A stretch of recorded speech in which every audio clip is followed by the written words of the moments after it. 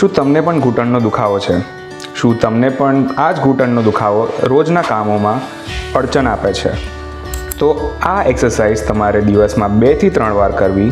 દરેક વખત 10 થી 15 રેપિટેશન્સ કરવા.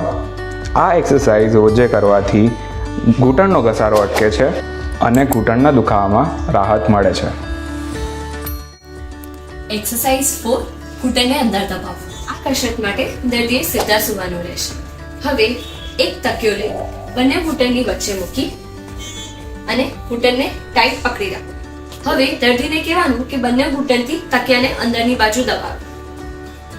હવે દબાવી 5 ઘંટા સુધી પકડી રાખવાનું. 1 2 3 4 5. ઢીલું છોડી. જો આ કસરતો કરતી વખતે દુખાવો થાય તો ડૉક્ટરની સલાહ લેવી જોઈએ. આવા જ મદદરૂપી વિડીયોઝ માટે ફોલો કરો વાયરોક હોસ્પિટલ.